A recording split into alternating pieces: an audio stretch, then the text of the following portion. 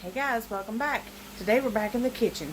Since tomatoes are coming in, I'm going to show you a quick and easy way that we juice our tomatoes. There are several ways that people do this.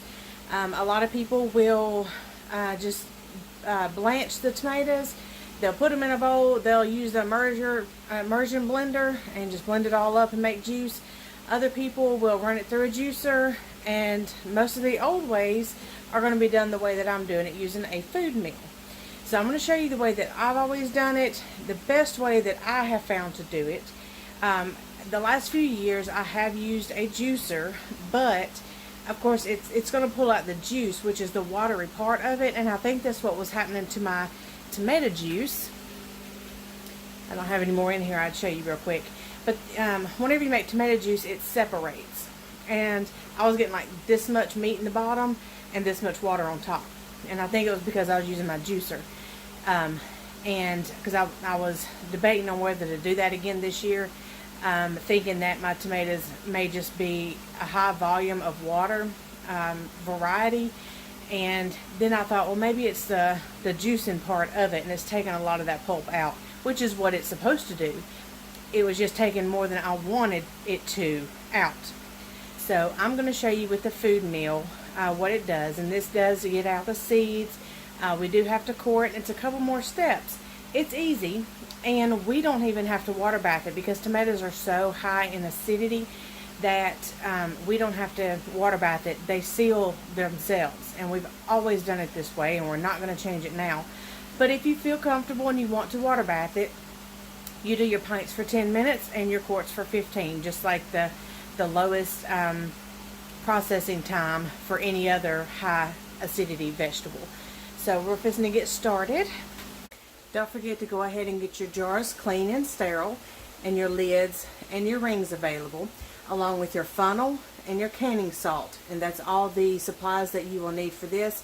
Other than a food mill, it's not necessary to have a food mill. If you want to do the immersion blender, you can do this any kind of way.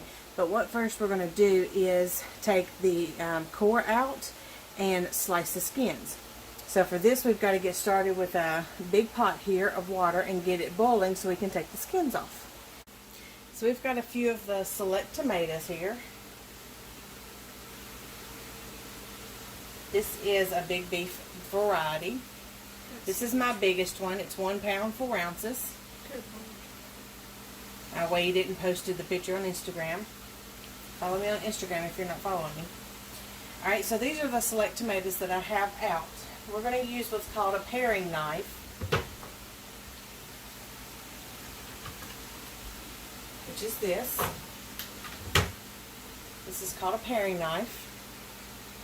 And we need to get out a bowl for scraps. And a bowl to put the blanched tomatoes in. We're going to use the same big pot here for blanching and cooking, but we need an extra bowl to put the cores in. Alright, so we're going to turn the oven on, let this get boiling. It does have to be hot in order for this to work.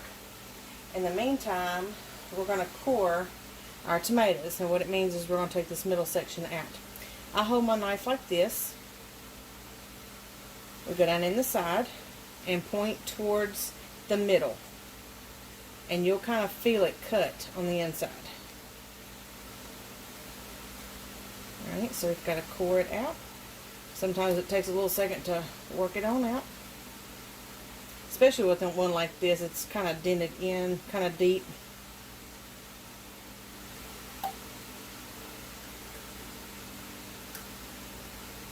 And this will get messy. Alright, so there's our core. Alright, what we're going to do in order to get the skins off is just barely let your knife lightly run through the skin. So all you're doing is just barely cutting the skin. And if you want to, you can just use the tip end of it. So I am barely using the tip end inside.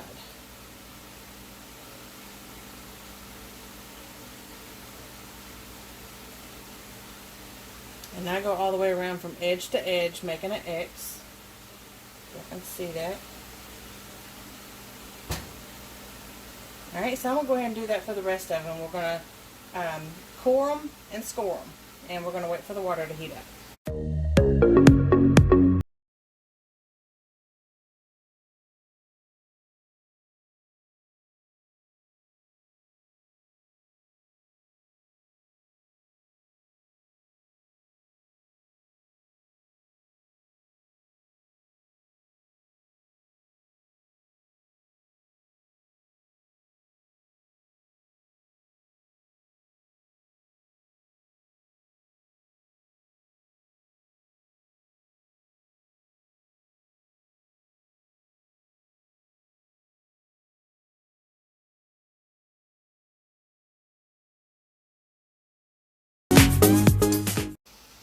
Don't forget, this is going to be hot liquid going into jars.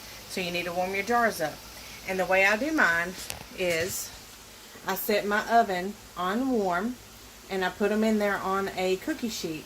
Let them stay in there until I need them. So whenever I take them out, then I can put the liquid straight in there. Got them washed, waiting on the water to warm up. So I'm going to stick them in the oven until I get all the tomatoes juiced and get it hot and cooked and ready to go in the jars. Alright, so we got our water boiling, and I hate that I don't have a kitchen where you can look at me face to face. Alright, so you need a slotted spoon for this, or holes or anything, but you want a big one that's going to hold your tomatoes, okay? So now what we're going to do is we're going to take the skins off, and all you have to do is, we've done cored them, we cored them and scored them, so we've got to put them in the water for anywhere between 30 seconds to 2 minutes, and I'll show you what's going to happen. So for all you people that don't like tomato skins on your tomatoes, this is how you take them off. Turn my other light on so maybe you can see a little bit better.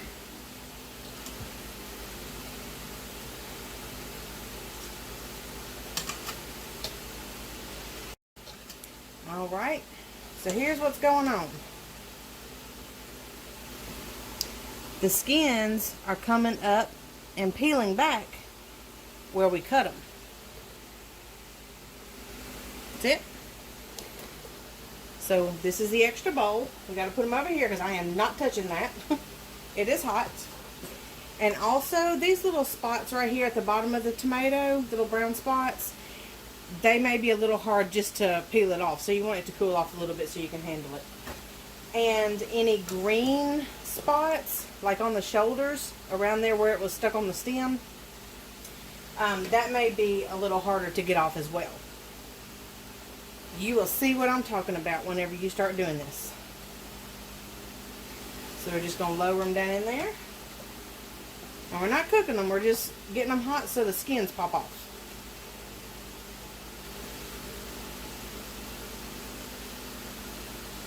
This big one's going to go upside down because it has too much air under it. And you'll see them right off start to peel off. Right down here in the corners. Right down there. Just put them over here in a bowl and you can do step number 2 in just a few minutes.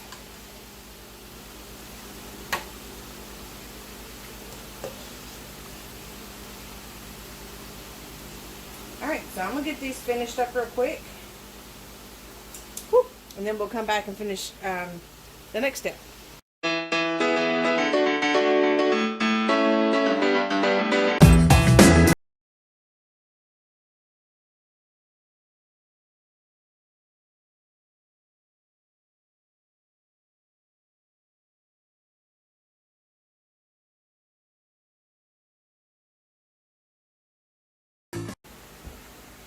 Okay, so we have all of our tomatoes that have been cored and scored, and now we've got the skins off.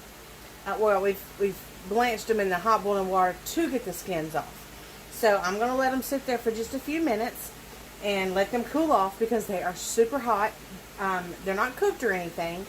And in the meantime, we're going to pour out our pot of water and have it ready to do our juicing into. So go ahead and pour your water out and bring it back to the stove with an eye off, and then we will get the food mill next after we get the skins off, and we'll get the juicing. So give me just a second. Okay, I'm going to try not to talk while I'm doing this because the metal, rubbing against metal, can kind of get loud. But I want you to watch and see how this goes around, how it is making the tomato juice, and I'll show you the underneath. Hang on, let me get you in a good position. There we go. Where you can see. Got to see it. Alright, so you're going to hold the handle. It's resting on our pot. And you're just going to simply go around in circles, okay? Now, if you keep going around in circles and it's not doing anything, go backwards. What that does is the blade, the flat blade on the bottom, gets up under it and it rakes that mesh off so you can keep going. So if you have a spot that you're needing to get to, say all this up here has been processed, but this back here is still lumpy, keep doing it until you can get your blade around to where you need to start smashing, okay? You'll figure it out once you get the hang of it. These are really good to get at a yard sale. I got this one for $1 because I wanted one like my mama always had. Never could find one. The ones on Amazon are like more than $26, I think. I found this at a yard sale for $1. So thank you, Miss Aubrey's daughter, Chastity, I believe it is. Thank you for this. I greatly appreciate it. My new one is still in the cabinet. So let me show you how this works real quick.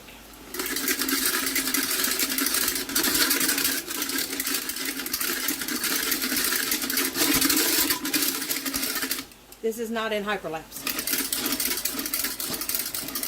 Did you hear it change where those tomatoes were able to get up under there? Oh, big spot.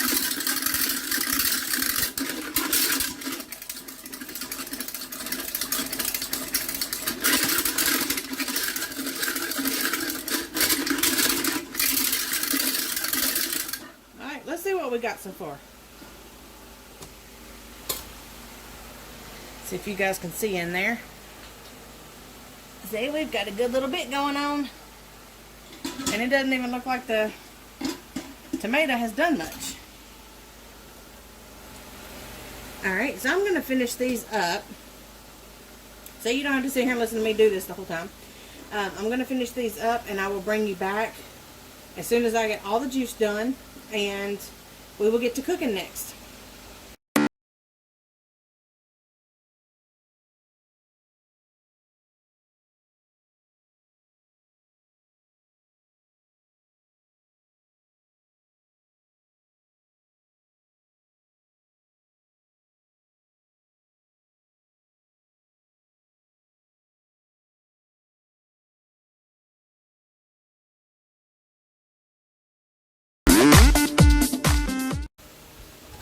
Here's my last one.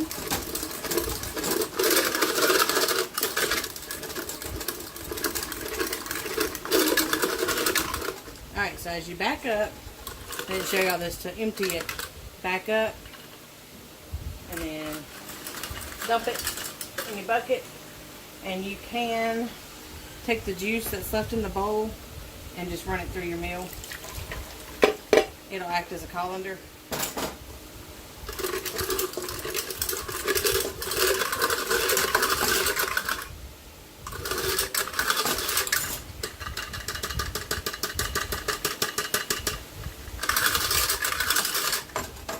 If you want to, if you see that your bowl has a lot of water in it from your scraps, you can go ahead and just run them through as well one more time. Not going to hurt anything. Get you more juice.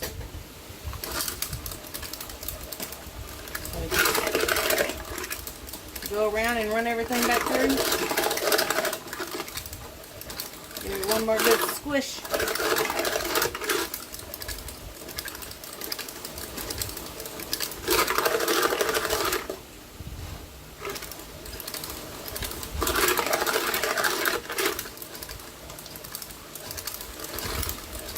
A lot more fits under the blade, so it does kind of get harder to turn.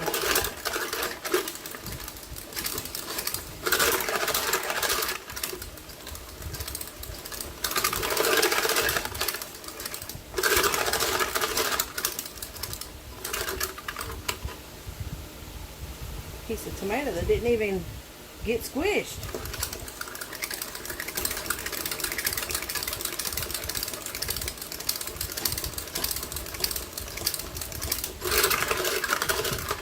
All right, guys. I do believe that's it. Go backwards.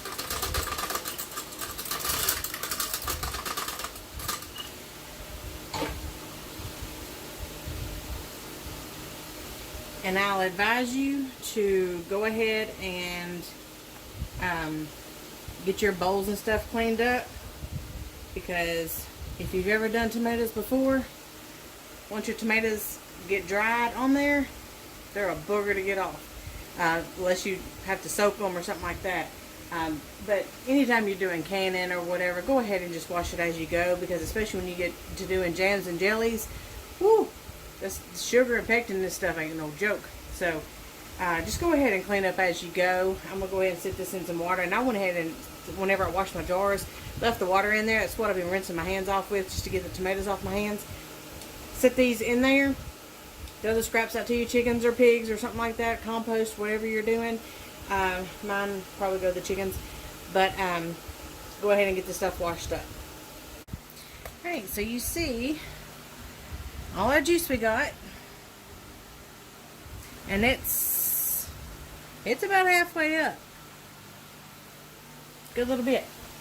So while you are, it is very humid in here. Wow, okay. Fix my hair a little bit. So while we are washing up, let's go ahead and turn this on and get this heating up. Do it on medium high, and it's going to start boiling. Just a rolling boil, because this stuff is thick. It's got all that pulp in it. Whenever it gets to boiling too much, it'll start splattering and popping. So do it about a medium high and watch it, and then whenever it gets heated up, then it's almost time for jars.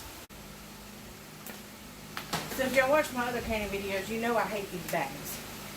So I've got a coffee cup. You can use a measuring cup or anything, a little bowl, and pour some in, just so it's easier to get out. And we're going to need a teaspoon, because we're doing quarts.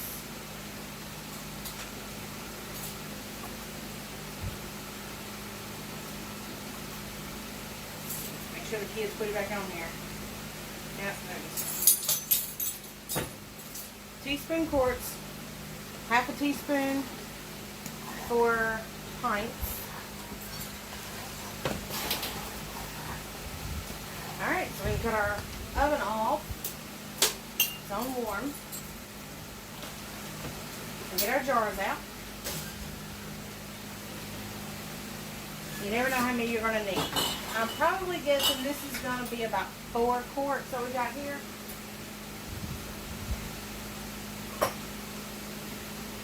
Y'all see me, I told y'all to get y'all stuff together, and I didn't even do it. In canning, stuff can get crazy. Alright, so we're going to get rid of our slotted spoon.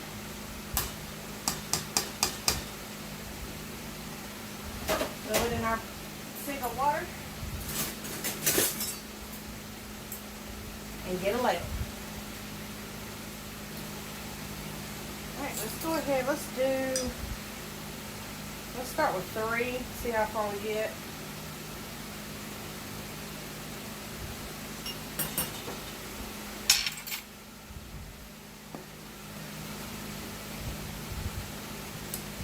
Bring it around, let you see it as it goes in the jars. So I've got the salt in the bottom.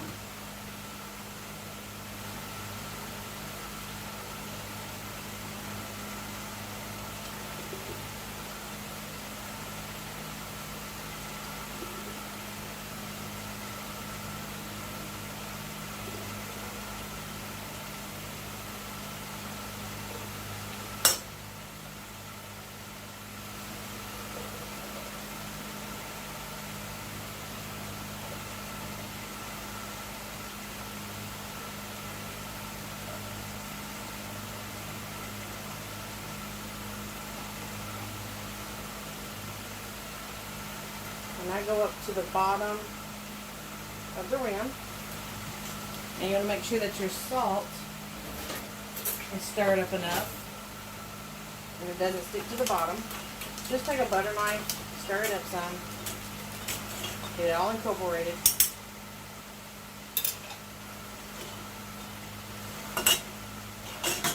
And those jars are hot because they've been in the oven.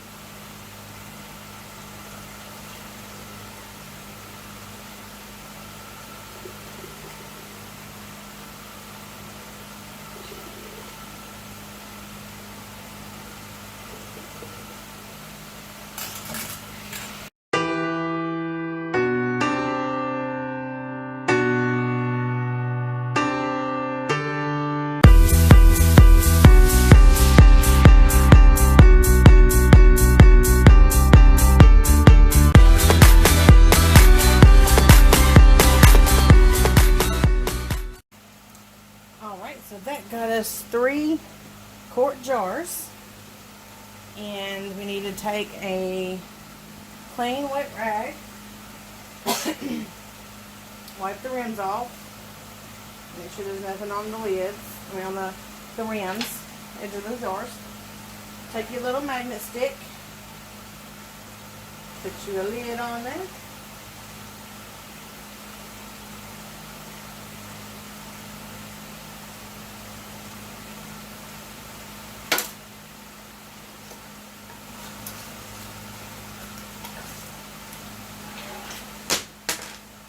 I need an extra towel for this because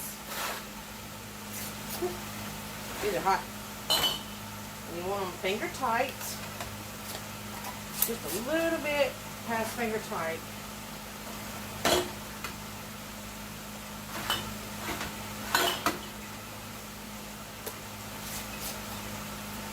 All right, that's that. All we're going to do from here is cover them up.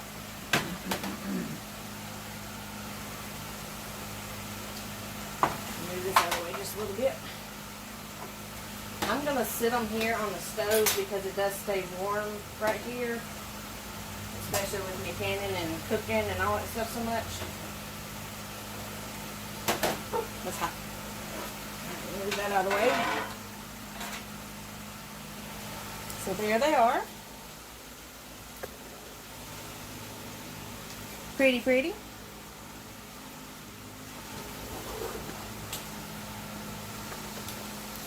And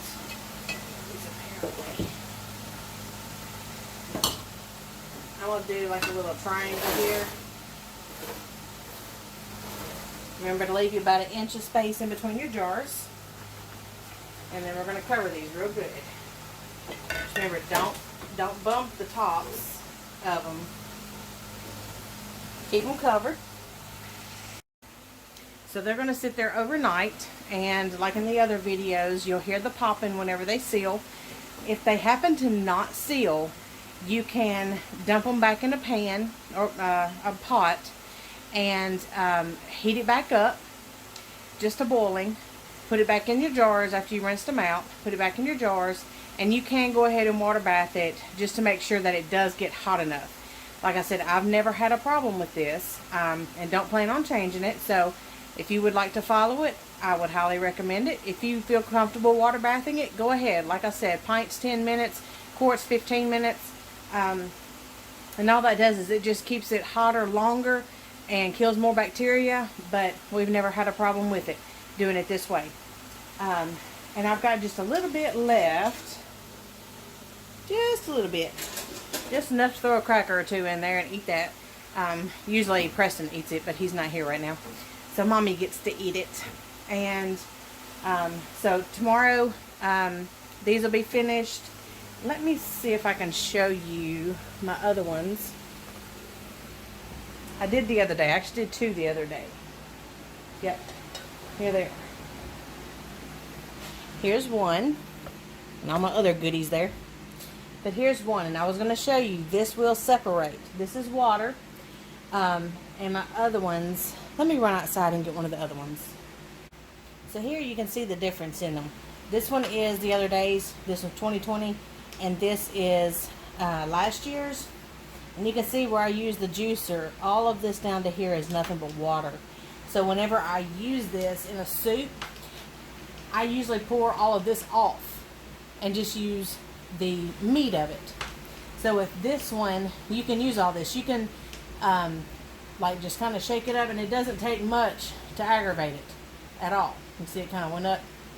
It doesn't take much at all to mix it up. And this right here, you can mix up and use it all. Or if you want it just a little bit thicker, you can pour this off. But that's not going to amount to anything. So anyways, that's the difference in using a juicer or some kind of processor and then just doing it by hand, old-fashioned, either a food mill or a cone. Let me show you this cone in here real quick. Remember that mallet that we used in the sauerkraut? It goes to that thing. And that you can also use as well. Put your tomatoes in it. It's got little bitty holes in it. Can you guys see that? Yeah, there they are. It's got little bitty holes in it, and that mallet, of course I can't find it whenever I want it, but the mallet goes in it, and you just go round and round and round and round, and it squishes it through that cone, just like it does the food mill, but you're doing it by hand. So that's like the OG food mill, and then you got the one that has the blade on it. So I just wanted to show you that, give you options in case you happen to see something like one of these at an antique store or yard sale or anything like that on Facebook or whatever, and somebody's like, I don't know what this is, anybody want it, kind of thing. Grab it up. It will be your best friend.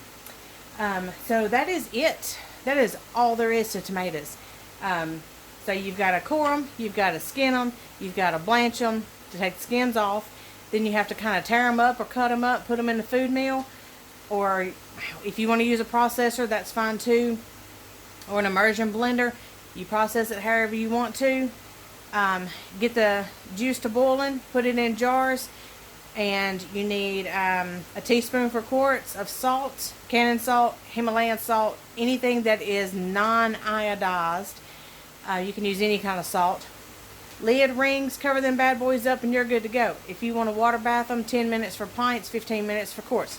Anywho, we're all done. I hope you enjoyed it, and I hope your crop is coming in very well, so you'll be able to get you some juice for tomatoes, for tomato soups and stuff.